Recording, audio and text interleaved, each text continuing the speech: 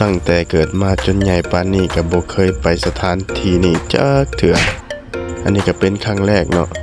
ข่อยก็บ่จื้อว่าวัดอีสังเนาะเพราะว่าหมู่ก็ได้เว้าให้ฟังอยู่ตอนทำอิฐแต่ก็บ่จื้อว่าแม่นวัดอีสังบางคนก็อาจจะฮู้เนาะบางคนก็อาจจะเคยไปเนาะแต่ว่าข่อยไปสถานที่นี้นะคือว่าครั้งแรกมาครั้งแรกก็รู้สึกประทับใจเนาะมีหลายสิ่งหลายอย่างงามหูงามตาแบบว่าสว่างเสวยเนาะเป็นคล้ายๆวัดท่องเที่ยวสินะไปทางอันเซโนขึ้นไปทางดงเฮงสินะผู้ใดฮู้ชื่อวัดก็บอกแน่เนาะหลังจากเข้ามาภายในอันเขตบริเวณวัดเนาะอันพวกเฮากับพาสาวๆเนาะพาพวกแม่ย่าแม่หญิงเนาะไปเซาศีลเนาะเพราะว่าเขามานี่เพิ่นได้ให้นุ่งศีลสำหรับผู้หญิงเข้ามาแล้วก็พากันไปหาซื้อธูปซื้อเทียนแล้วก็ซื้อเครื่องอุปกรณ์จะมาบูชาหันแล้วก็ไปเลาะบูชาตามแต่ละจุดหันรู้สึกว่าตามที่จื้อได้นะประมาณ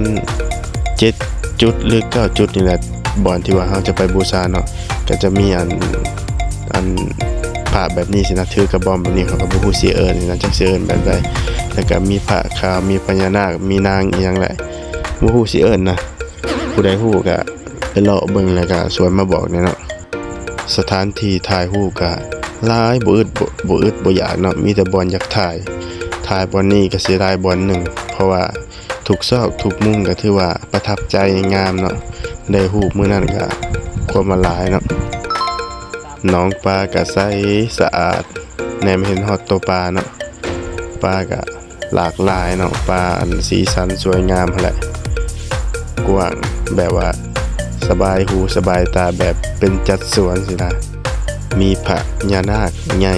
2องค์เนาะปิ่นหน้าเข้าหากันแล้วก็แนมมาทางเบื้องเฮาบูชาเนาะตามภาพเลยทุกคนเบิ่งสวยงามอลังการบ่เคยเห็นก็ได้เห็นหลังจากพวกเฮามาบูชาในอันสถานที่นี้แล้วเนาะก็ได้เลาะตามบริเวณวัดเนาะก็มีบ่อนนี้ก็เป็นบ่อนหนึ่งที่สวยงามซื่อนางก็ได้พากันมาถ่ายวิดีโอถ่ายรูปอยู่บ่อนนี้ก็ถือว่าหลายเติบเนาะเอามาเฮานี่ก็จบเพียงเท่านี้เนาะสำหรับคลิปเฮาไปรีวิววัดเนาะข่อยเองก็บ่ชื่อว่าวัดอีหยังทุกคนช่วยบอกแน่